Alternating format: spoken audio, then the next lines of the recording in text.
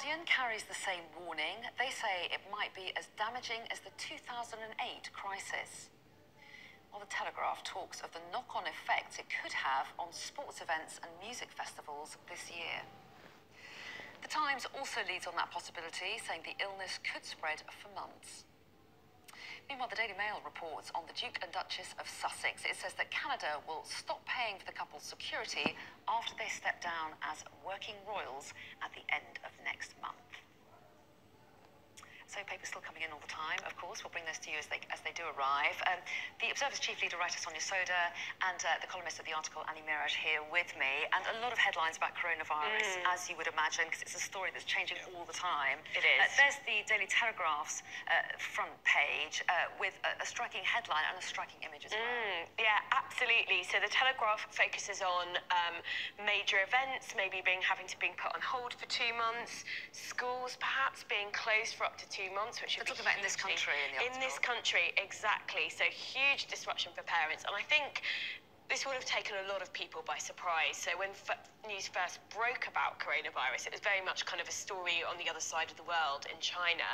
And actually, a lot of people said, well, it's only a matter of time before it starts to spread. And indeed, that's kind of proved to be the case.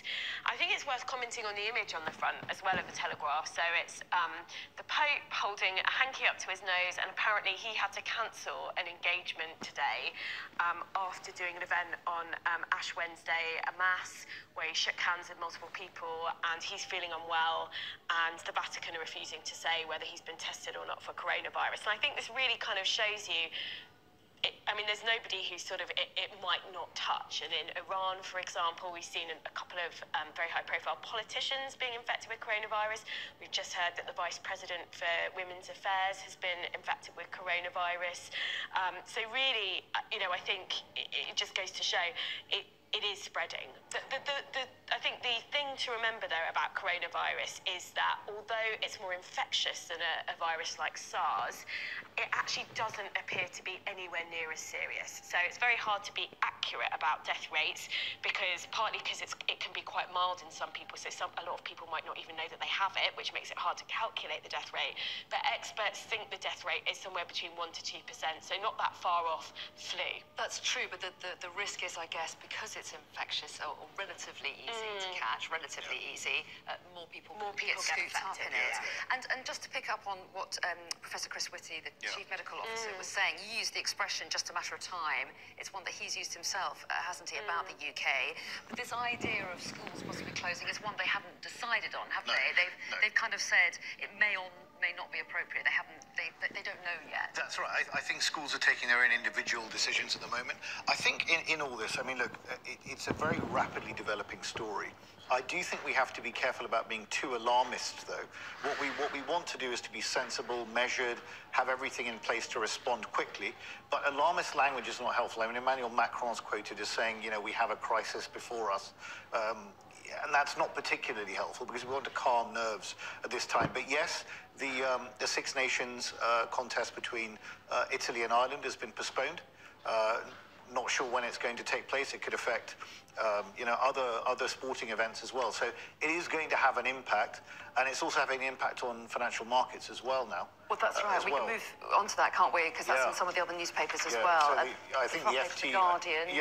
Let's take a look at the Guardian. The Guardian, FT as well after that. So there's the Guardian. Coronavirus may be as damaging to the global economy as the 2008 crisis. Well, indeed, and you can see that it has wiped off, I think they're saying 150 billion off UK stocks at the moment. So it is causing jitters in markets at the moment, and they were actually on an all-time high. Now, we've heard from President Trump the other day that all is well because Mike Pence is in charge there, but he's got an election coming up, so he's going to be a little bit concerned. And obviously over here, you know, with a new government in place, people want the economy to do well. So this is not particularly helpful. And again, we need to sort of calm markets and ensure that people don't get too jittery unnecessarily at this stage. Because it is having an effect. Well, yes, and let's just take a look at the jitter, shall we? Because this is on the front of the Financial Times. They go through the various markets, as you would imagine the FT to focus on, and they talk about the FTSE, for example, being down 8% there, and it's the biggest points fall on the Dow Jones in America, in New York. in history. Yeah, and this is because, you know, investors will be sort of pricing in what they think might happen in the weeks and months to come. So the very real impacts that it could have on the economy, The Guardian reports that, you know, several companies are sort of issuing statements that their profits might not be as healthy. Companies like, I think it was Microsoft, PayPal and Standard Chartered. If you just imagine, you know, on a very basic level, if schools were to close for 2 months, no one's saying that's going to happen, but it's part of the contingency planning, then what happens to parents who need to go to work? So all that stuff is going to have big knock-on impacts on the economy. On tourism, if events get cancelled, people need to be refunded tickets. So all this stuff will start to feed through, and I think this is why we're starting to see some of these impacts on the markets. The thing I will say as well is it's not just kind of the economy that people are worried about. So there's also been a lot of reporting over the last couple of days about the NHS and the NHS's capability to deal with sort of, you know, something on the scale of, say, the 2008 swine flu epidemic. And what doctors are saying is that the NHS is so stretched. You know, we've seen the tightest ever funding settlement for the NHS over the last decade, and it just doesn't have some of the capacity that it had in the system around 2008. We've got fewer intensive care beds, staffing levels are much tighter than ever. There's so little leeway in the NHS at the moment. You've got hospitals regularly hitting the sort of maximum safe bed capacity limits that doctors are really worried that, you know, on an individual level, they say, you know, there's not much to worry about because lots of people, if they contract this virus, will be okay. But on a system level for the NHS, if you've got a lot of extra demand on the system, it could really be bad for the health service. And it's one of the reasons that we hear about the hope that if there is an outbreak, a bigger outbreak here, that it can be delayed in some way, because obviously there's more pressure on the NHS during the winter months, and if you can at least delay that until the summer, the NHS would be in the best I mean, I think we hear that the NHS it's got contingencies in place and is pretty well equipped, but Sonia makes a very good point. I mean, the NHS has got very little wriggle room in it anyway, and is always under pressure in the winter, and it's extremely cold at the moment, so even more pressures on it. So it is a concern. The government has to be aware of that. I'm sure contingencies are in place, but I just think we need to take one step at a time. I think if people are going away and they've come back from areas that have been affected, they should self-isolate. I mean, there was a story about, you know, one person calling the National Health Service helpline and then being told to go and wait in A&E surrounded by other people, which makes no sense at all. So we have to be a bit careful and a bit sensible about how we go about it. That's right. So certainly one that we're going to hear a lot more about in the days to come. Let's just move on to one other issue in the papers before we get to the break. And this is in the Metro here. It's June or bust, and this is all about Britain laying out some of its terms. So this is a massive political story of the day. This is a week where we've seen the EU lay out what it calls its negotiating mandate. So that's the mandate it gives to its negotiators to negotiate the terms of our final relationship with the EU during this year. It's got to be done by December 2020. And today is a day when the government sort of published its own statement and its own position. And there's been a lot of talking up of this. I mean, I think this is rhetoric that is going to sound incredibly familiar to Sky viewers. We had the government in the run-up to the last general election say repeatedly, no deal is better than a bad deal, we'll take no deal, playing really, really hardball with the EU, just in some ways as the EU has been playing hardball with us. And we've seen more of the same today. So it's, you know, it's a tough stance. I think it's not great. I think actually if you look at these two documents and see the distance between them, it really does bring home the chance of a no-deal Brexit at the end of December, which would be absolutely catastrophic for the economy. So it's really quite worrying, I think, that the government is taking this tough line. And most worryingly of all is Northern Ireland. And we've had incredibly mixed messages from the government about whether the government will stick to the legally binding treaty it signed, the withdrawal agreement with the EU on Northern Ireland, avoiding a border on the island of Ireland and customs checks.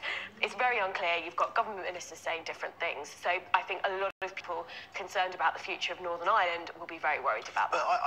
Look, I think it's skirmishing around. I mean, it's a bit like two heavyweight boxers in a ring, you know, dancing around before they strike each other. I mean, that's what's basically happening here. The government's laying out its position very clearly.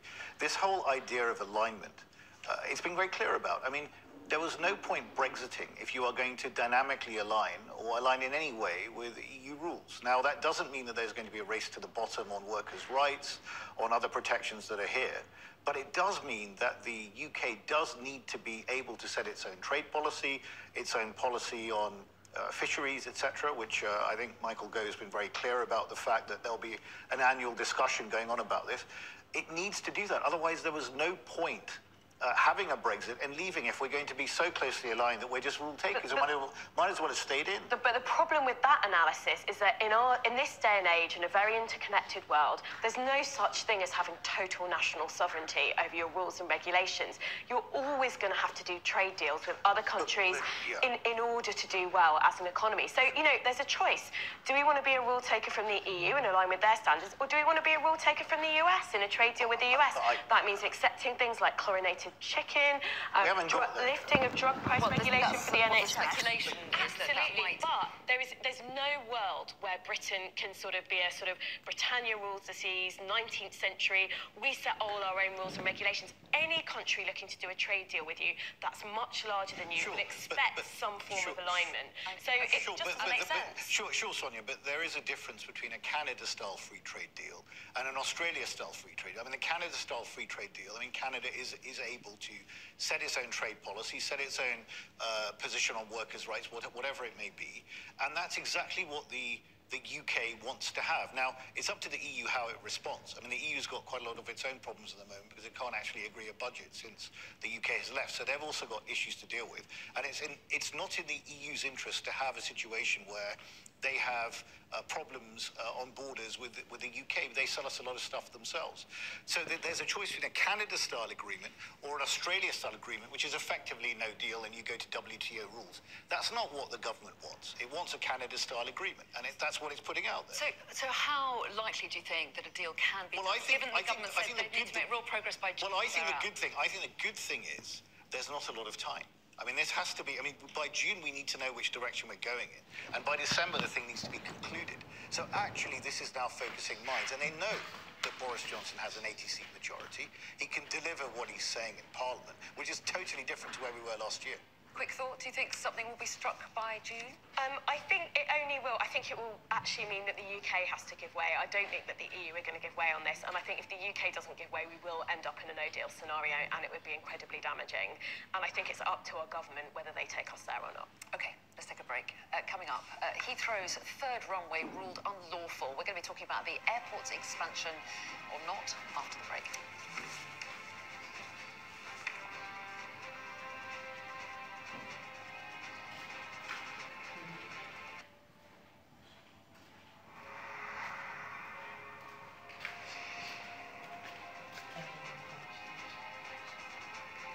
Thousands of homes and buildings in West Java remain inundated by floods that have crippled much of Indonesia.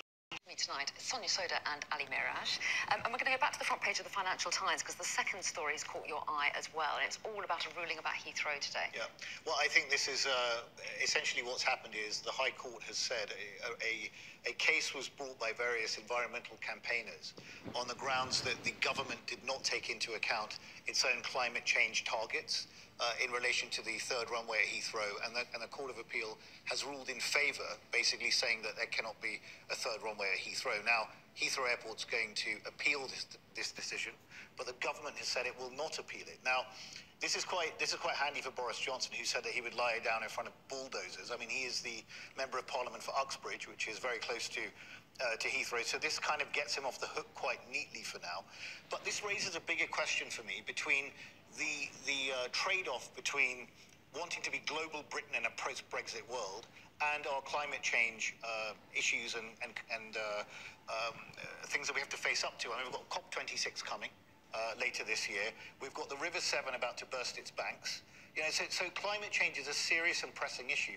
But yet, on the other side, we do need to face up to the fact that we do need to be out there trading with the world. I mean, Schiphol Airport in Amsterdam has got 6 runways. Frankfurt has got 4. And we're still messing around. 5 years after the Davis Review in 2015 said that there should be a third runway at Heathrow, we're still with this issue.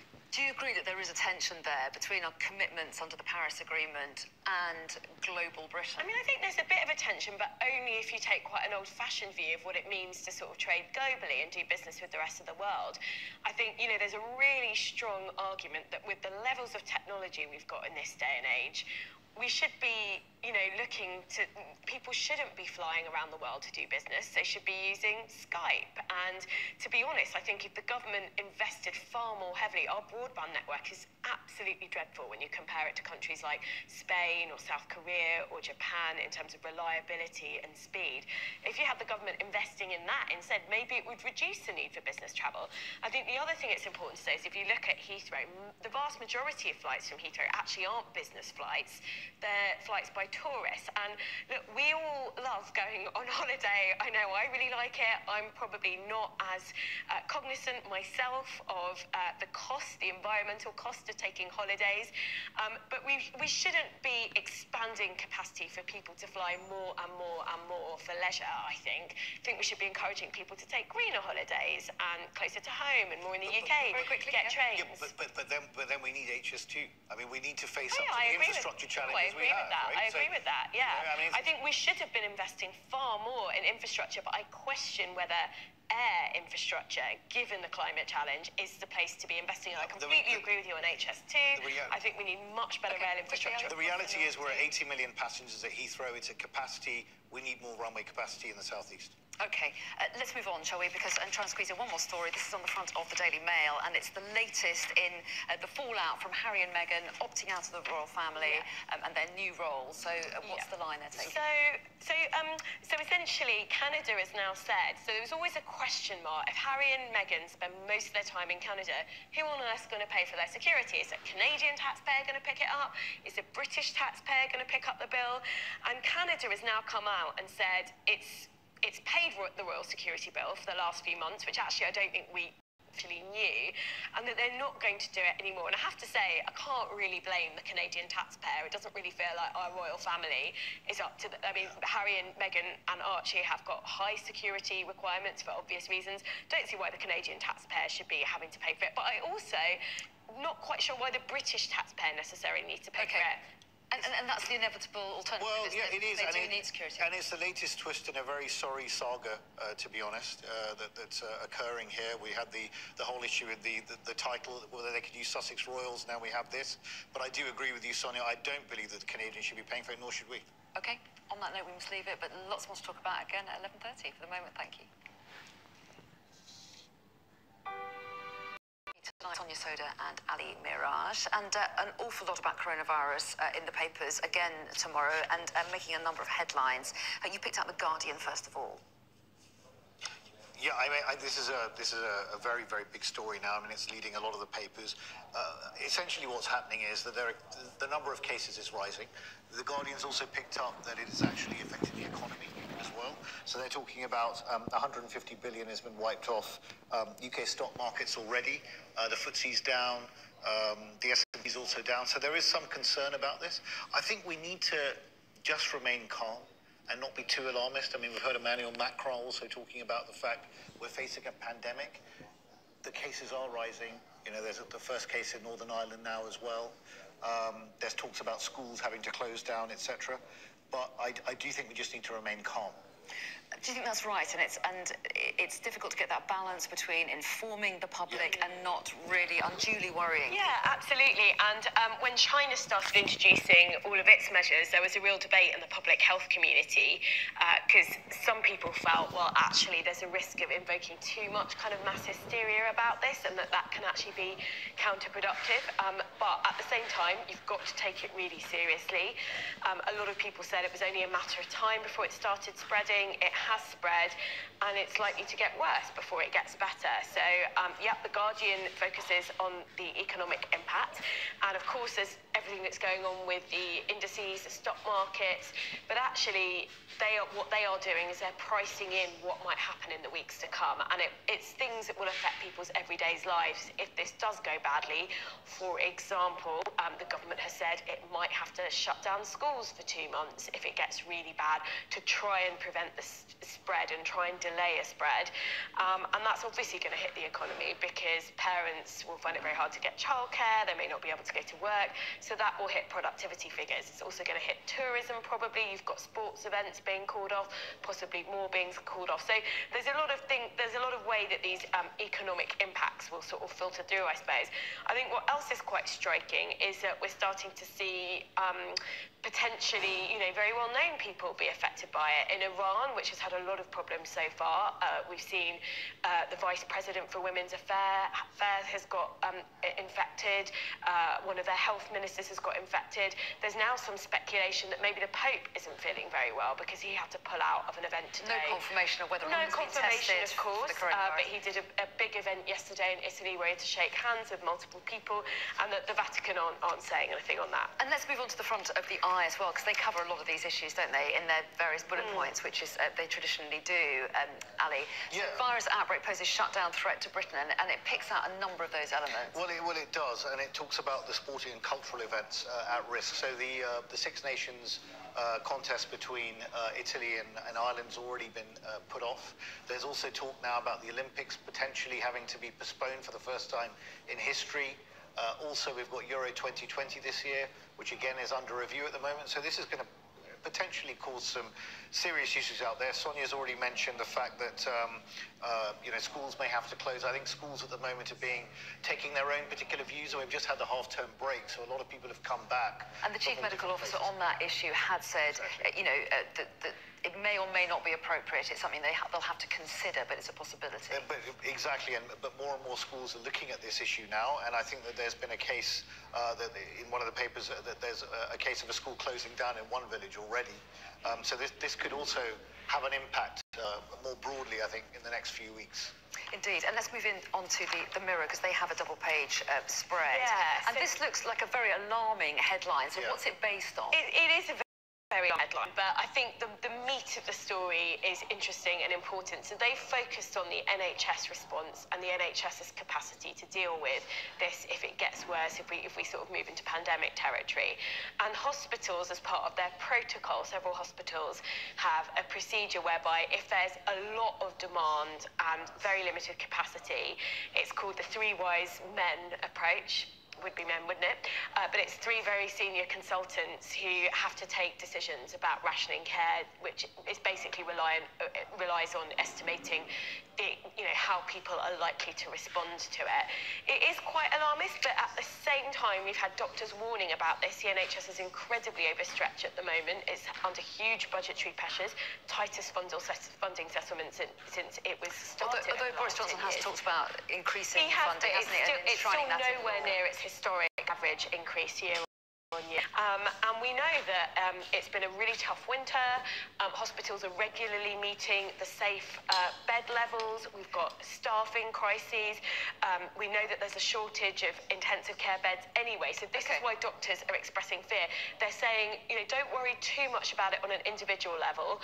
Lots of people might get infected but not be that seriously hit. But actually for the NHS as a system, this could be really bad indeed. Okay, and this is obviously in the scenario where it does spread quite broadly. And we have had a lot, haven't we, about the kind of desire, if possible, to delay any kind of spread so that the NHS doesn't have the usual winter pressures on top of dealing with an injury. Well, that's true, and I accept the fact that in winter the NHS is always under severe pressure, and it's particularly cold time at the moment. And in this environment, the elderly suffer more because their immunity is lower, and this is kind of alluding to that. And if we do have this Three Wise Men system, it will be a concern because the NHS has got limited resources. I think the government clearly will make funds available in the event of a pandemic.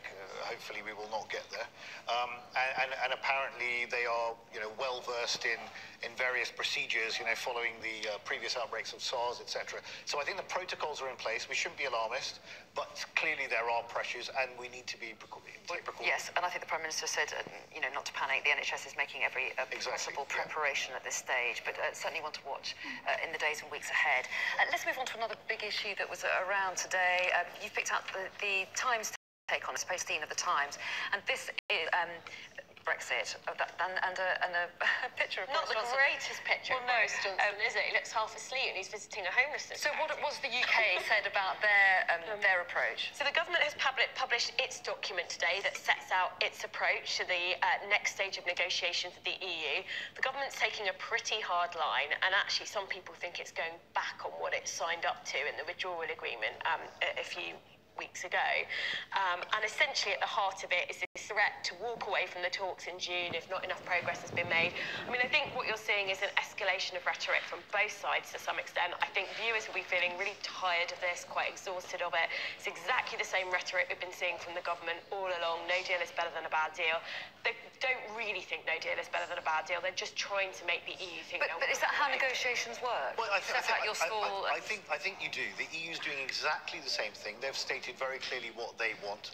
What they want essentially is the closest alignment possible. In fact, they want dynamic alignment, which essentially means that if anything changes on their side, we have to keep in step with them. Now, if that was the case, there was absolutely no point having a Brexit referendum and deciding to leave if we're going to be aligned on everything. We need to be able to set our own trade policy. We need equivalence in financial services. We need to set our own fishing, have rights over our own waters on fishing. And we need to discuss trade. Now, all these issues are going to be discussed in the coming months. The key issue here is that there's not a lot of time, which is a good thing, actually. We've skirted around these issues for the last 3 years. So everyone knows what the key things to discuss are, and given the fact that by June we have to know which direction we're going in, I think this could actually focus minds, and I think the government is absolutely right to set out its stall in this way, to make its position clear. Okay. And I'm sure that we will revisit this. I'll put it that way. But not right now. Coming up, lots more to talk about after the break. No third runway for Heathrow as a court rules the expansion is unlawful. We've got more on that shortly.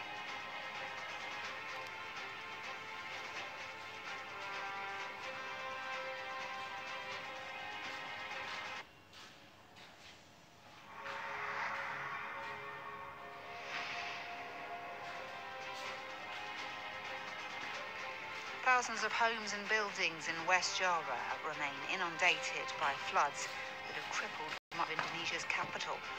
Soldiers and rescuers in rubber boats have been working to evacuate children and the elderly from a housing complex. However, many residents chose to remain in their houses while relying on food and assistance from the Joint Rescue Team. Welcome back. You're watching the press preview. With me tonight, Sonia Soda and Ali Miraj. And we're going to turn it inside at the Times. They've got a double-page spread on another issue that emerged this morning, and this was about Heathrow's plans for a third runway. Yeah, I mean, essentially what's happened here is that various environmental campaigners have brought a case in the High Court that the third runway should be scrapped.